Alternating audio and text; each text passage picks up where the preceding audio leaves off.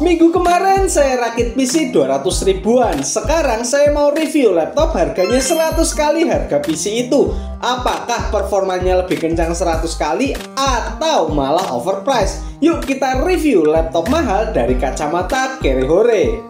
Halo, assalamualaikum warahmatullahi wabarakatuh. Selamat datang di channel Review Tech, channel tentang rakit PC semurah dan sekencang mungkin.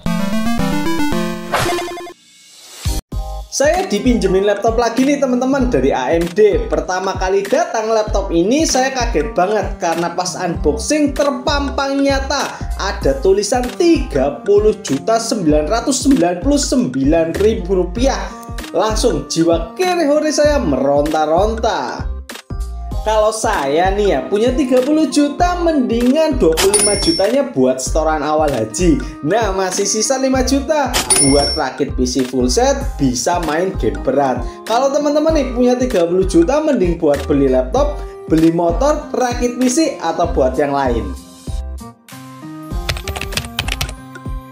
Setelah saya searching, ternyata harga 30 juta ini merujuk ke harga awal launchingnya, yaitu tahun lalu. Harga sekarang sudah turun ke 22 juta.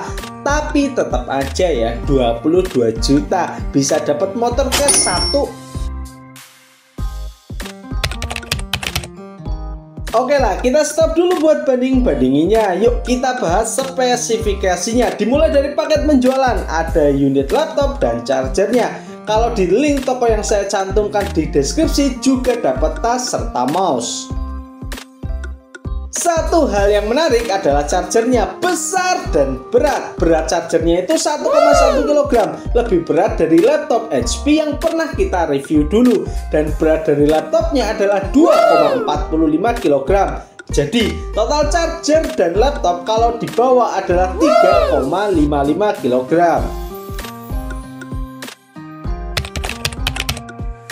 Saya punya dua laptop Lenovo di rumah dan lucunya istri saya waktu saya unboxing laptop ini dikira laptop murah karena desainnya kelihatan kayak laptop jadul, laptop ThinkPad. Tahu kan teman-teman yang laptop standar kantor-kantor itu? Saya itu sempat bingung ya, kenapa laptop mahal kok desainnya kayak gini. Ternyata setelah saya searching, hampir semua laptop yang pakai RTX 4070 itu desainnya mirip-mirip, dari HP Omen, Dell Alienware maupun Asus ROG. Kalau menurut saya ya, mungkin ini karena pengaruh RTX 4070 laptop itu TDP-nya 115 watt. Makanya desain laptopnya itu tebal-tebal. Untuk warnanya sendiri onyx grey atau abu-abu tua. Bahannya aluminium di bagian atas dan polikarbonat di bagian bawah. Layar laptop ini 16 inch dengan panel IPS, resolusinya WQXGA atau 2560x1600, refresh rate-nya 240 Hz, peak brightness-nya 500 nits dan 100% sRGB. Cocok nih layar untuk gaming dan kerja, baik di dalam ruangan maupun di luar ruangan. Engsel layarnya bisa dibuka dengan satu tangan dan bisa ditarik hingga 180 derajat. Cocok buat presentasi kerjaan. Untuk kualitas suaranya lumayan kenceng ya. Ini adalah kualitas suara dan layar dari laptop ini. Selanjutnya fan prosesor. Seperti biasa kalau pakai Intel jadul, panasnya bisa dihandle dengan baik oleh HSF standar. Untuk kelengkapan portnya, di sebelah kiri ada USB 3.2 dan USB Type-C yang bisa sebagai data transfer maupun sebagai display output. Di sebelah kanan ada 3,5 mm audio jack dan USB 3.2. Yang menarik ada di bagian belakang, ada port LAN. Jadi yang suka main game online, pingnya bisa kecil nih. Ada tambahan satu port Type-C, jadi totalnya ada 2, dan ada satu HDMI 2.1. Ada juga tambahan 2 USB 3.2, jadi total USB-nya ada 4.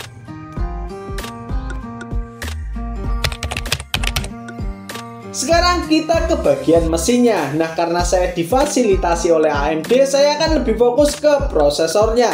Ryzen 7 7745HX. Kita mulai dari penamaannya dulu ya. Angka 7 setelah Ryzen 7 berarti prosesor ini keluar tahun 2023. Angka 7 kedua berarti ini versi Ryzen 7. Angka ketiga menunjukkan arsitekturnya. Karena angka yang kita pakai sekarang adalah angka 4, maka arsitekturnya adalah Zen 4. Angka yang keempat menunjukkan segmennya. Karena belakangnya 5 berarti prosesor ini kelas tinggi. Dan terakhir, kode HX, artinya prosesor ini yang paling boros daya. Ryzen 7 7745HX memiliki 4 core dan 8 thread. Base frekuensinya 3,6 GHz dengan boost frekuensinya up to 5,1 GHz. TDP-nya lumayan tinggi di 55 watt. Support RAM DDR5 hingga kecepatan 5200 MHz. Prosesor ini juga punya integrated grafik Radeon 610M dengan 2 grafik count dan frekuensi 2200 MHz. Sekarang ke GPU-nya. Anehnya saya disuruh review laptop oleh AMD, tapi kenapa laptopnya dikirim malah GPU-nya pakai Intel, pakai RTX 4070 versi laptop dengan memori bus 128 bit, VRAM 8GB GDDR6, base clock-nya 1395 MHz dengan boost clock 1695 MHz, TDP-nya 115 watt. RAM-nya pakai 16GB GDDR5 4800 MHz, 2 keping, dual channel, bisa di-upgrade sampai 64GB. Untuk storage-nya pakai SSD NVMe 1TB yang speed-nya kencang banget. Write-nya dapat 6722 Mbps dan read-nya 4935 Mbps. Untuk konektivitas wireless-nya pakai WiFi 6E dan ketika saya tes memang kenceng, bisa dapat 19 Mbps ketika download di jaringan internet saya dengan Bisnet. Kalau saya pakai WiFi receiver yang biasanya beli di Shopee itu cuma dapat mentok 12 Mbps. Kapasitas baterainya lumayan besar di 80 Wh. Pengisian baterainya juga sangat cepat, di bawah 1 jam sudah penuh karena chargernya 300 watt. Besar banget. Oh ya, prosesor Ryzen 7 7754HX ini panas banget ya. Jadi laptop ini dilengkapi dengan 2 fan dan 4 lubang pembuangan. Untuk OS-nya sendiri pakai Windows 11. Opsi upgrade. Laptop ini ternyata masih bisa di-upgrade loh teman-teman. Yang pertama di bagian storage-nya masih bisa ditambah 1 buah NVMe dan di bagian RAM juga bisa di-upgrade. Karena ini pakai RAM SODIMM, di kedua sisi yang awalnya 8+8 bisa kita upgrade sampai 32+32. Selanjutnya uji sintesis. Laptop mahal nih, yuk kita siksa. Pertama prosesornya pakai Cinebench R23 multicore, dapat skor 16344 dengan suhu mentok di 100 derajat Celcius. Kira-kira seperti ini suara fan ketika prosesornya mencapai 100 derajat.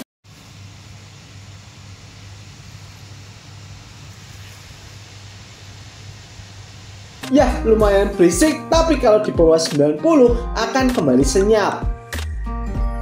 Lanjut ke uji GPU-nya. Kita uji dengan 2 aplikasi. Yang pertama Unigine Heaven, setting 2560x1600 Ultra, RTX 4070 dapat skor 3188 dengan rata-rata FPS 126 dan suhu maksimalnya 69 derajat. Lalu kita siksa lagi dengan 3D Max Time Spy dengan resolusi sama, dapat skor iGPU 10548. Sebelum kita uji gaming, kita uji 3D rendering dengan Blender. Dengan model BMW rendering, kita coba di 2 skenario. Yang pertama rendering dengan CPU only, dan yang kedua dengan CUDA dari RTX 4070. Waktu render dengan CPU membutuhkan waktu 2 menit 39 detik. Sedangkan rendering dengan GPU hanya menghabiskan waktu 19 detik.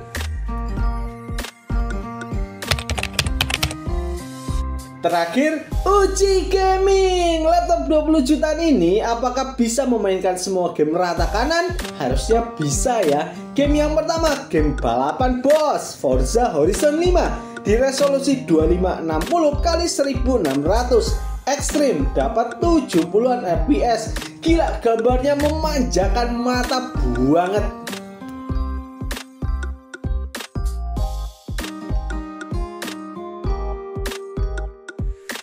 Game yang kedua, GTA 5 offline. Ya kali laptop kayak gini disuruh mencoba GTA 5, tapi nggak apa-apa ya, di setting 2560x1600. Very high, dapat berapa fps? 150-an bro, mulus, gak ada burik-buriknya.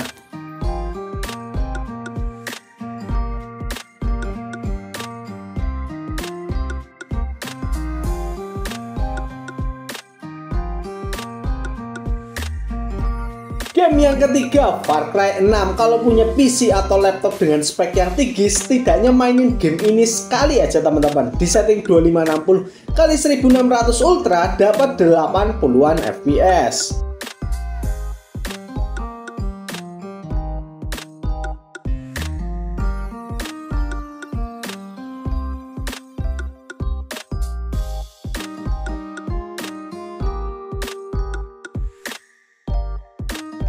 Game yang keempat, salah satu game terbaik dari Rockstar, Red Dead Redemption 2 di setting 2560x1600 Ultra dapat 50-60-an fps.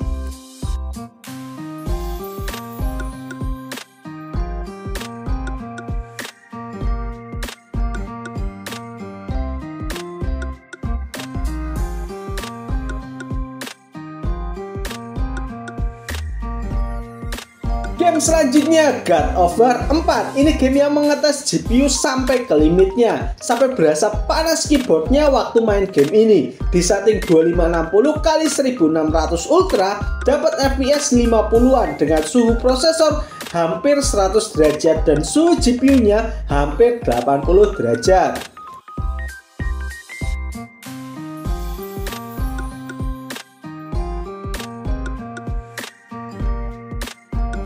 Game yang keenam ini bukan game berat ya, tapi justru menyenangkan karena banyak efek-efeknya. Naruto Ultimate Ninja Storm 4 di setting 2560x1600 high. Ini setting mentoknya ya, dapat fps yang kelok di 60.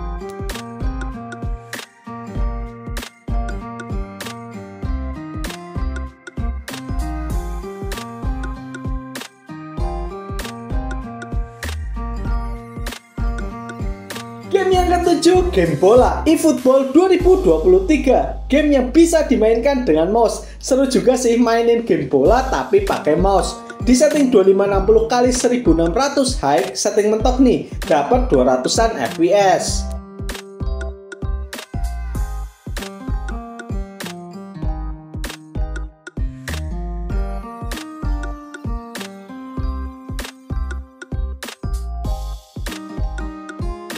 Game selanjutnya, game e-sport dulu ya. Dota 2 di setting 2560x1600 best looking. Waktu landing dapat 170-an fps dan ketika war turun tapi masih di atas 100 fps.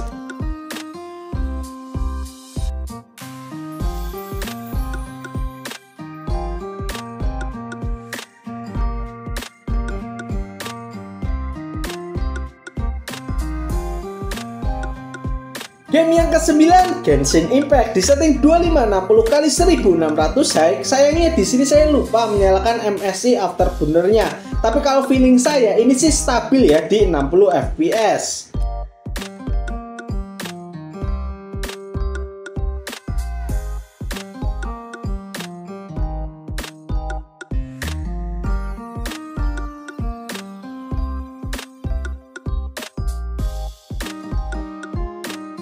Dan game terakhir, Dying Light 2 Stay Human. Ini mungkin game yang paling berat di list kali ini. Di setting 2560x1600 high, laptop ini nggak bisa dapat 60 fps.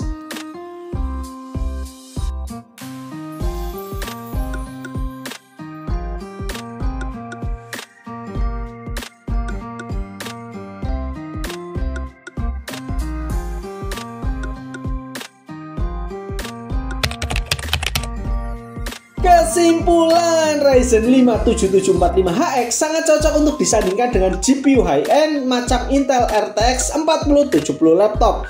Bahkan mungkin masih oke kalau digabungkan dengan GPU di atasnya. Karena tadi kita bisa lihat sendiri, GPU-nya selalu 100%, tapi prosesornya masih jauh di bawah 100%.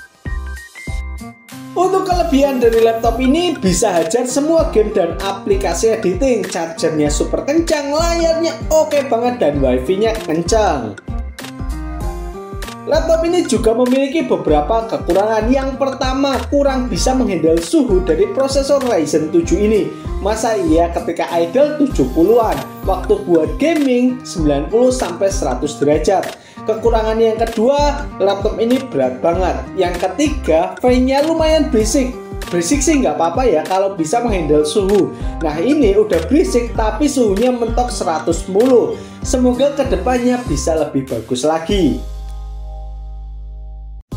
Oke, sekian review laptop mahal dari channel Review Tech. Minggu depan kita review PC murah lagi. Apabila ada yang mau beli, link untuk pembeliannya di deskripsi video. Terima kasih teman-teman sudah menonton. Akhir kata, wassalamualaikum warahmatullahi wabarakatuh.